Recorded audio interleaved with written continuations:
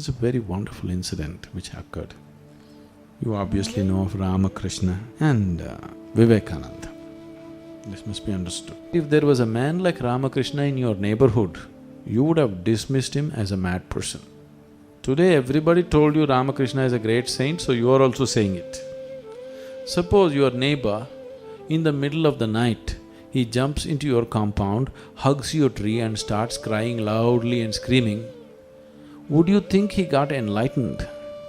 Or would you think he's drunk or gone crazy or something? What would you think? This is what Ramakrishna was doing. Today, because there is a time-space between you and him, it's very nice to say he's a great saint. So, except people who experienced him in another dimension, generally people around him thought he was insane. But Vivekananda also became mad about him. So, he gave up his education, he never took up a job, he every day went to Ramakrishna. Would you like a Vivekananda as your son? He doesn't take up any job, he doesn't complete his education, he just keeps going after a madman who cries and sheds tears all the time. Do you want your son to be like this? When they're born in your house, it's different. They're somewhere else. In the photograph, they're good. So Vivekananda went mad about Ramakrishna. Some time passed. One day, Vivekananda's mother has reached a point of bad ill health where she is almost on her deathbed. She's the only close relative that he has. His father is gone long ago. But this boy never earned any money, he has no means to support her. There is no food in the house, no medicine, he cannot take her to a doctor, nothing. You definitely don't want Vivekananda as your son. So he looks at the situation, suddenly his emotions take over and he gets upset.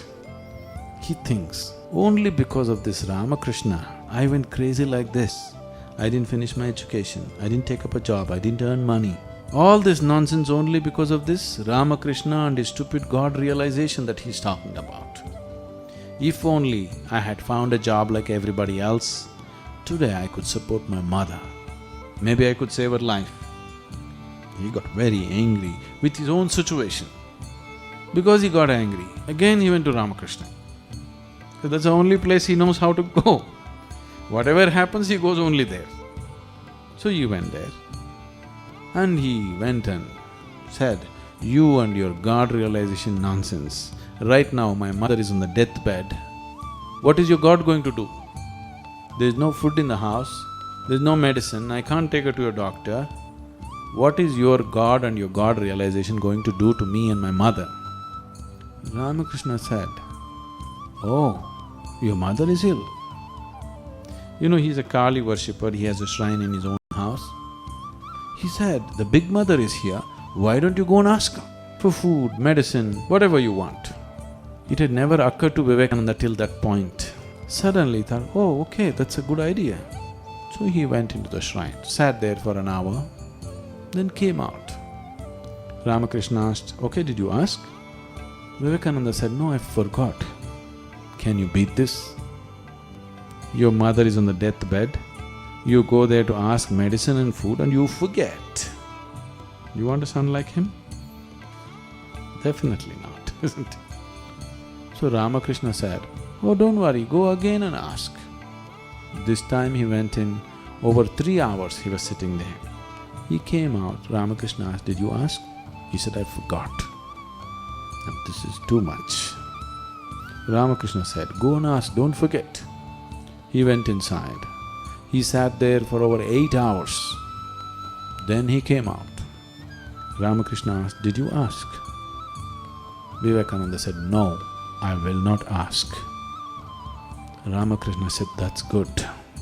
If you had asked anything today in the shrine, this would have been the last day between you and me. I would never see your face once again.